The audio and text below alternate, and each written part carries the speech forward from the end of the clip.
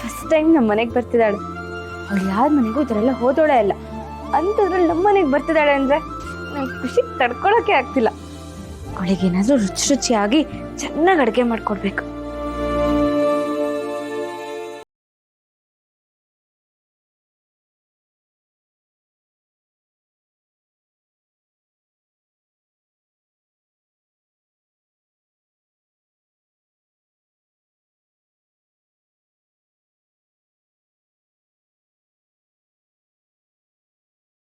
ಚಿನ್ಮರಿ ನೋಡಿದ್ರೆ ತುಂಬಾ ಖುಷಿಯಾಗಿದ್ದಾರೆ ಅಂತ ಅನ್ಸುತ್ತೆ.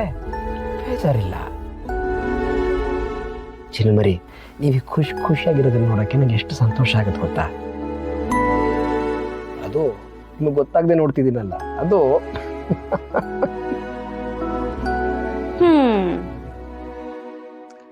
ಅಕ್ಕ ಬಂದ್ಮೇಲೆ ನಾನು ತುಂಬ ಬ್ಯುಸಿ ಆಗ್ಬಿಡ್ತೀನಿ ಅಂತ ಯೋಚನೆ ಮಾಡ್ತಿದ್ದೀರಾ ಅಲ್ವಾ?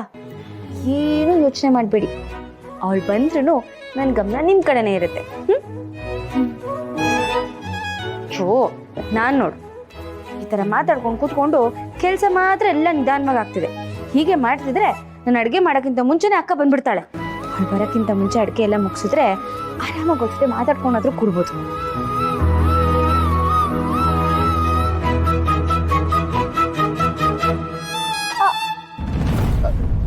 ಚಿನ್ಮರಿ, ನಿಧಾನ, ಹುಷಾರಾಗಿ ಮಾಡಿ, ಬೆರಳು ಕಟ್ಟಾಗಿ ಹೋಗುತ್ತೆ.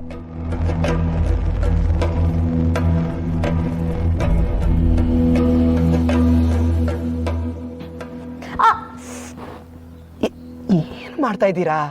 ನಿಧಾನಕ್ಕೆ ನೋಡ್ಕೊಂಡು ಮಾಡ್ಬೇಕಲ್ವಾ ಕೆಲ್ಸನ? ನಿಮ್ಗೇನಾದ್ರೂ ಹೆಚ್ಚು ಕಡಿಮೆ ಆದ್ರೆ ನನಗೆ ಎಷ್ಟೊಂದು ಅರ್ಜೆಂಟ್ ಏನಿದೆ ಚಿನ್ಮರಿ? ಸಾವಕಾಶವಾಗಿ ಎಲ್ಲ ಕೆಲಸನೂ ಮಾಡಿ.